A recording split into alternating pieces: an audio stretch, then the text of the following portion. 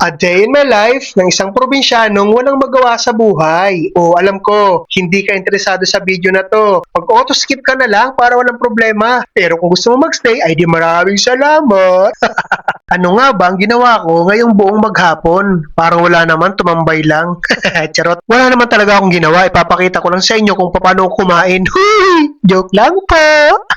At ito nga po pala ang aking kinain kaninang tanghali. Syempre, hindi mawawala ang kanin at ang ulam ko naman ay repolyong may kamatis at nilahukan din ng itlog. At hindi din mawawala syempre ang apple. Minsan naman pipino. Kung mapapansin nyo nga po ay kakaunti lang ang kanin yan kasi bawal pa sa medyo maraming kanin. Bawi na lang pag nakarecover na. At yung ulam ko na yan na repolyo na may itlog, walang lasa yan. Syempre, tiis-tiis muna hanggat di pa masyadong magaling.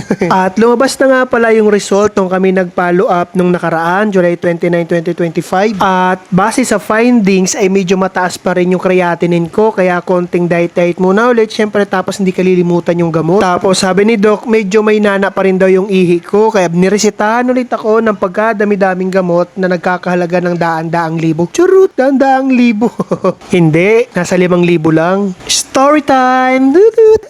Nitong Lunes nga pala, 5 AM, bigla akong nagising kasi ihi na ako. Tapos bigla akong bumangon, tapos iba yung pakiramdam ko. Dumiretso ako sa CR, tapos nung pagdating ko dun sa CR, sabi ko, iba talaga yung pakiramdam ko. Tapos sumawak ako dun sa sabitan ng damit. Tapos after nun, hindi ko na alam yung mga sumunod na nangyari. Napapakinggan ko na lang nung ako'y nagkakamalay. Natataranta na yung kasama ko sa bahay. Maigi na lang baya mga mahal at hindi baya napatama ang aking ulo. Pero yun nga lang, ilong ko naman ang nayari. O tingnan nyo. Bukod sa aking ilong ay mayroon akong kaunting bukol sa aking kanang mukha at mayroon din akong sugat sa aking kanang tuhod. Tapos, kinaumagahan, nagpilit pa rin akong pumasok kahit hilong-hilo ako. Pero, nagpaalam ako nun sa aming supervisor na malilate ako kasi nga iba yung pakiramdam ko nung umagang yun. Pagdating ko nga ni pala sa aming office, ay sinabihan ako na aking mga kasama na wag na muna magkikilos at wag na rin muna magbubuhat ng kung ano-ano. At pagkatapos nga noon, ako'y tumawag doon sa aking doktor at ichinat ko din siya sa kanyang messenger. Sinabi ko nga pala sa kanya kung ano yung mga nangyari sa akin nung araw na iyon at kung bakit nahihilo ako doon sa mga bagong reseta niyang gamot. Sabi niya yun yung gamot na pampababa ng creatinine, kaya no choice ako, kailangan kong inumin yun para bumaba pa yung aking creatinine. Kasi nga hindi pa ito normal kasi 1.7 pa, ang normal kasi hanggang 1.3,